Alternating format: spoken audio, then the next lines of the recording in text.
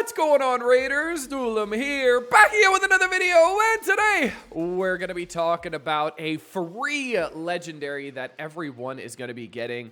And as you can see here, we are already 7 days into the event to get Ardor. I think it's like Udex Ardor, and honestly, I wanted to talk about if he was worth it or not, because in the early game, you get you can get sidetracked by characters that are definitely not worth it. And doing that is one of the mistakes I actually talked about in a video I did previously.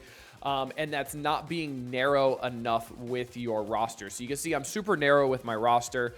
I have Alice, Kale, Supreme Gaelic, Cupidus, who I pulled, and that's pretty much it, who I have built. I still need to build Ugo as well because I just got Ugo. I need to build her up because she's a great support character that you can even get for free if you use the code down below in the description.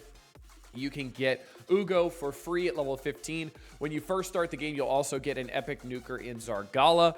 And then when you are done with that, within the first 24 hours of your account creation, make sure you go over here on the left-hand side, go to promo codes, and you're going to type in Supreme 6 or Monkey King. And if you're wondering which one is better, I have a whole video on that as well. And if you are on iOS, make sure you click the link below to put in promo codes on iOS because you will not have the prompt for promo codes on the left-hand side here. So let's go back to Ardor. We got to go to the Fragment Summon. You see I am a quarter of the way there. We hit info, then we go here. So he is a legendary support character. And he's kind of interesting because he's definitely a really good healer. He's got a revive on his kit as well, and we'll go all into that. He's also got probably the most important part of his kit, which is his aura. So increases ally speed in arena battles by 25%. And he is going to be extremely helpful in arena if you did not do the Monkey King promo code. So if you guys don't know, Sun Wukong gives a 30% speed aura inside arena battles, which is really, really good. If you don't know, speed is king in this game. If you go first, you're probably gonna win. So this is a little bit worse than that, but 25% is still a ridiculously high amount. I'm about to get High Katoon as well from the free rewards, and High Katoon I think is only 19% in all battles, not just arena, but only 19%. So Ardor is about to be part of my arena meta, and he's going to go in that aura spot just because of this. You can also look at his stats. His base HP is 8,000, which is really good. Speed, pretty crappy, obviously. Defense, not too bad either. And then attack, really low too. He's not an attack champion. He's definitely a support. He's a beefy guy. And the health stat actually scales off of his A1.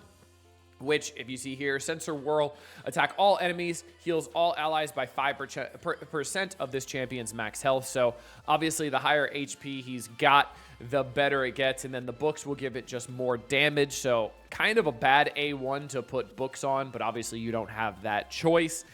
Let's talk about the A2. Incense of Inspiration places a 50% increase attack buff and a 25% strengthen buff on all allies for 2 turns, which is really, really good, and then fills the turn meters of all allies by 15%.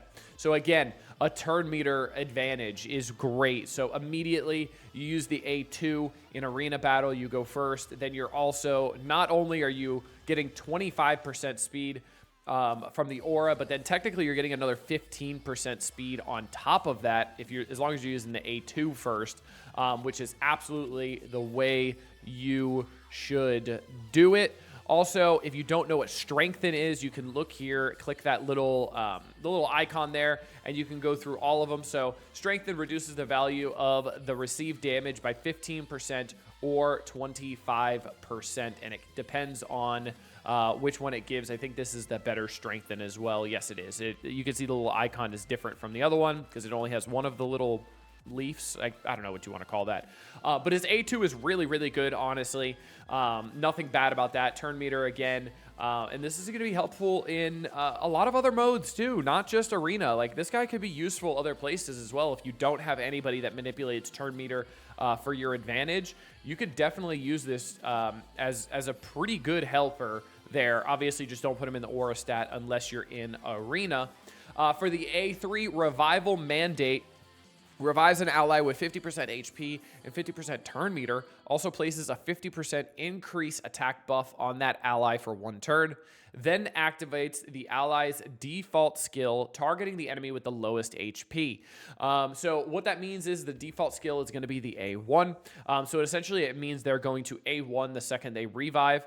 And what's really interesting too is if you get to 3 Ascension on the passive and then unlock the passive is really cool because it works with the A3. So if an enemy is killed by an ally's default skill after being revived by the A3, the Revival Mandate, skill resets the cooldown of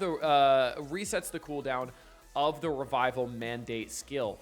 And that is really, really big. So if you can really focus and understand where you're going and use that A3 and target somebody who's low, get that kill, and then refresh your A3 because it's a 6-turn cooldown without any books. Obviously, the books bring it down to a 4-turn, but refreshing a 6-turn cooldown like that is kind of nuts. So that's really, really, really good and really strong. Revives are always going to be extremely, extremely useful. So I see this guy being used in a lot of different places, especially Arena, before you get Arbiter, because obviously if we look over at Arbiter's kit, we'll go back here to the missions, and we will look at Arbiter. So Arbiter has the speed aura of increases ally speed in arena battles by 30%. And then I think Sun Wukong's is either 28 or he's also 30. If we go over here, go to the Skinwalkers, and then we go to Sun Wukong, he's 28%. So Arbiter is slightly better than that. So if you're going against a bunch of Sun Wukongs and he's your problem in Arena, you are going to get a 25% aura boost from Ardor, which is really going to help. I mean, 3% speed is not a lot. So if we go over to my characters here, we can go over to Alice, who's one of my main characters that I want going first. So you see her speed here on the far right is at 175. So if you look at 3% of that, it's like 5 speed, 4 speed, like 4.5 speed. I don't know if they do decimal points with speed or they've just round to the nearest whole number or not. But super straightforward, super easy. And if you could just bridge that gap of 3 speed by maybe putting the speed set on her, like we talked about in my last video, if you haven't seen that one, go check that out as well. That's super, super important. And you're just buffering that, you're just making sure that you go first. And again, that we talked about with Alice's skills. If Alice goes first and puts that A2 out there, she's got a 75% chance to rewind somebody by 15%. Plus, you're getting that 15% speed from Udex Ardor, which is giving you a butt ton more of speed. So again, Ardor is a really good character, and the fact that we're getting him for free is absolutely awesome. And I think he's going to help bridge that gap between people who didn't pick Sun Wukong for their promo code, which is promo code Monkey King, and people that did. And also, it's going to help you do a lot better in Arena if you have this guy until you get Arbiter. So this guy's going to be really, really good. And he's also going to be a good backup if Arbiter and Sun Wukong are banned in live Arena. So that's awesome too. So even after you have Arbiter, he's still going to get uses because most people are going to be banning Arbiter or Sun Wukong or both in live Arena. So you're still going to get to use him. And again, only a 3% speed aura difference in Arena compared to Sun Wukong, only 5 compared to Arbiter. So you can bridge that gap pretty well. So that's pretty awesome. I think he's a great character. He is a must build. You're going to want to put a bunch of HP percent on him. I don't know what set I'm going to want to put him in just yet. I'm going to see, I'm going to go to Hell Hades and see what recommendation that is. And I will definitely make sure to make another video showing you what I did end up building him as once we get this calendar calendar finished, and this calendar is going to end on May 4th, which is Star Wars Day, if I'm not mistaken. May the 4th be with you. So that will be pretty awesome. I think you can get him earlier than that depending on RNG, because I think you just get 25 shards 4 different times, and it's completely random on which days he comes out, and it's different for everybody, I believe, as well. So that's pretty awesome. I hope you guys enjoyed this one. I hope it gave you guys some insight on if you should build this character or not and how good he is. But until next time, this has been Duelim. Later, Raiders.